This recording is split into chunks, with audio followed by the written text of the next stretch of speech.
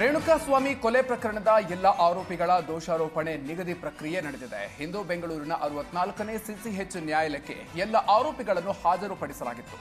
ಇನ್ನು ದೋಷಾರೋಪದಲ್ಲಿ D gang ಕ್ರೌರ್ಯದ ಬಗ್ಗೆ ಅನಾವರಣವಾಗಿದ್ದು, ರೇಣುಕಾಸ್ವಾಮಿ ಅಶ್ಲೀಲ ಮೆಸೇಜ್, ನಂತರ ಕಿಡ್ನಾಪ್ ಹಾಗೂ ರೇಣುಕಾಸ್ವಾಮಿಗೆ ಚಪ್ಪಲಿಯಲ್ಲಿ ಪವಿತ್ರ ಹೊಡೆದಿದ್ದನ್ನು ಜಡ್ಜ್ ಉಲ್ಲೇಖಿಸಿದ್ರು. ಆದರೆ ಈ ವೇಳೆ ದರ್ಶನ್, ಪವಿತ್ರ ಗೌಡ ಸೇರಿದಂತೆ ಎಲ್ಲ ಆರೋಪಿಗಳು ಕೂಡ ತಮ್ಮ ಮೇಲಿನ ಆರೋಪಗಳನ್ನು ನಿರಾಕರಿಸಿದ್ದಾರೆ.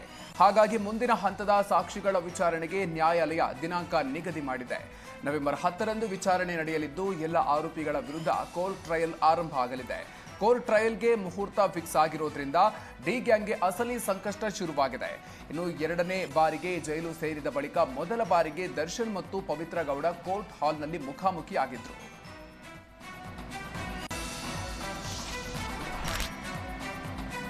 ದೋಷಾರೋಪಣೆ ನಿಗದಿ ಪ್ರಕ್ರಿಯೆ ಹಿನ್ನೆಲೆ ರೇಣುಕಾಸ್ವಾಮಿ ಕೊಲೆ ಪ್ರಕರಣದ ಎಲ್ಲ ಆರೋಪಿಗಳನ್ನು ಕೋರ್ಟ್ಗೆ ಹಾಜರುಪಡಿಸಲಾಗಿತ್ತು. ಈ ಬಗ್ಗೆ ದರ್ಶನ್ ಪರ ವಕೀಲ ಸುನಿಲ್ ಪ್ರತಿಕ್ರಿಯೆ ನೀಡಿದ್ದು, ರೇಣುಕಾಸ್ವಾಮಿ ಕೊಲೆ ಕೇಸ್ನಲ್ಲಿ ಪೊಲೀಸರ ಚಾರ್ಜ್ ಶೀಟ್ ಸಂಬಂಧ ವಿಚಾರಣೆಯಿತ್ತು. ದೋಷಾರೋಪಣೆ ಬರೆದು ನ್ಯಾಯಾಧೀಶರು ಓದಿದ್ರು. ಆದರೆ 17 ಮಂದಿ ಆರೋಪಿಗಳು ಆರೋಪ ನಿರಾಕರಿಸಿದ್ದಾರೆ. ಪ್ರಾಸಿಕ್ಯೂಷನ್ ಅವರು ನಮಗೆ ಮೊದಲೇ ಅರ್ಜಿ ಕೊಡಬೇಕಿದೆ, ಮೊದಲು ಸಾಕ್ಷಿ ಯಾರು, ಮೊದಲು ಎಕ್ಸಾಮಿನೇಷನ್ ಯಾರನ್ನ ಮಾಡ್ತಾರೆ ಅನ್ನೋದರ ಬಗ್ಗೆ ಅರ್ಜಿಯನ್ನು ಕೊಡಬೇಕಿದೆ ಅಂತ ದರ್ಶನ್ ಪರ ವಕೀಲ ಸುನಿಲ್ ಹೇಳಿದ್ದಾರೆ. ಸುಮಾರು 10 ಎಕರೆಯಲ್ಲಿ ಬೆಳೆದಿದ್ದ ಮೆಕ್ಕೆಜೋಳದ ರಾಶಿಗೆ ಕಿಡಿಗೇಡಿಗಳು ಬೆಂಕಿ ಹಚ್ಚಿದ ಪರಿಣಾಮ 5 ಲಕ್ಷ ರೂಪಾಯಿ ಮೌಲ್ಯದ ಬೆಳೆ ಸುಟ್ಟು ಕರಕಲಾಗಿದೆ. ಹಾವೇರಿ ಜಿಲ್ಲೆಯ ಶಿಗ್ಗಾವಿ ತಾಲೂಕಿನ ಶಿಶುನಾಳ ಗ್ರಾಮದಲ್ಲಿ ಘಟನೆಯಾಗಿದೆ. ಪಂಪನಗೌಡ ಅನ್ನೋರಿಗೆ ಸೇರಿದ ಸುಮಾರು 5 ಲಕ್ಷ ರೂಪಾಯಿ ಮೌಲ್ಯದ ಮೆಕ್ಕೆಜೋಳದ ರಾಶಿ ಭಸ್ಮ ಆಗಿದೆ. ಹಳೆ ದ್ವೇಷದ ಹಿನ್ನೆಲೆಯಲ್ಲಿ ಕಿಡಿಗೇಡಿಗಳು ಬೆಂಕಿ ಹಚ್ಚಿರೋ ಶಂಕೆ ವ್ಯಕ್ತ ಆಗಿದೆ. ಕೈಗೆ ಬಂದ ಬೆಳೆ ಕಳೆದುಕೊಂಡಿರುವಂತಹ ರೈತರು ಕಂಗಾಲಾಗಿದ್ದು ಸೂಕ್ತ ಪರಿಹಾರಕ್ಕಾಗಿ ಆಗ್ರಹಿಸಿದ್ದಾರೆ.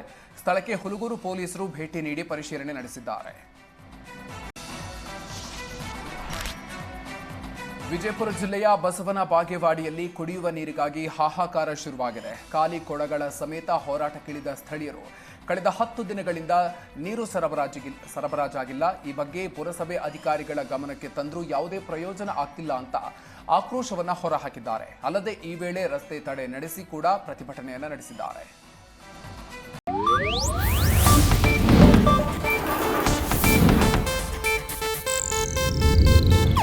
ಇದು ಏಷ್ಯಾನೆಟ್ ನ್ಯೂಸ್ ನೆಟ್ವರ್ಕ್ ಪ್ರಸ್ತುತಿ.